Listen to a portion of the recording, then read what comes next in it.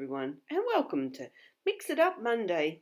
I should also say it's probably Stash It Monday too, because everything I've used today comes from my stash, and some of it's been there for an awfully long time.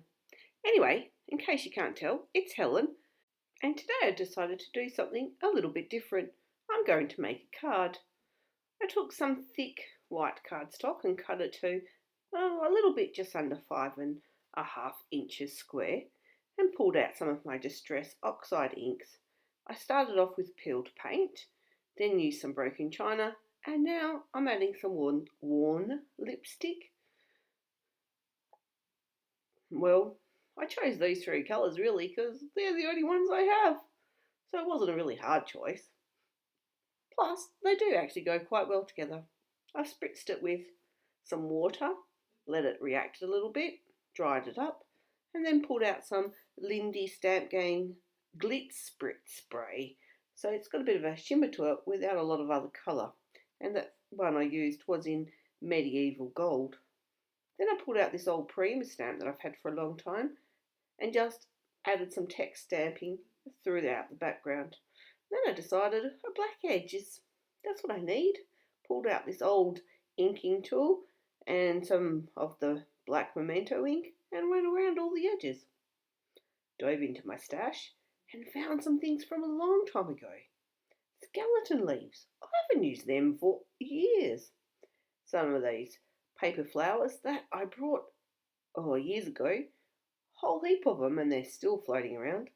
And I'm a bit sorry, but you're going to see a bit of my head in this. I tried to cut it out, but my big buffet got in the way when I was placing things carefully.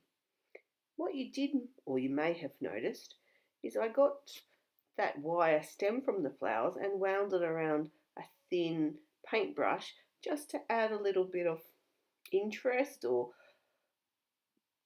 curly-whirliness to that bit of wire. I got told one time that if you cut it off, the flower fell apart. I don't know how true that is or not, but here you go. You can see I'm winding it again. I know, it just adds a nice little curly-whirly bit to the flower. I also had these sprays of white pearly bits and silver bits floating in my stash and pulled them out to use as well. And then I thought, well, that's looking a bit plain and white, so I pulled out another Lindy's Glitz Spritz spray in Sunset Pink and added those. I was going through my stash and I found these little die cuts, plus also a chipboard butterfly you'll see later, and I thought, embossing powder, I'll do that. Mainly because it was actually on my desk from a failed layout on the weekend, and I thought, oh well, let's use that. I haven't used that in a while. This one's actually quite effective when it's close up. It's in a Magic Moon Pearls. It's a two-toned one. And then I thought, oh, I'll just add a little bit of something different to the butterfly. I did a purple in the middle and the more of the Magic Moon Pearls. But when I heated that one, because it was chipboarded, it wasn't painted, I didn't really like the look of it.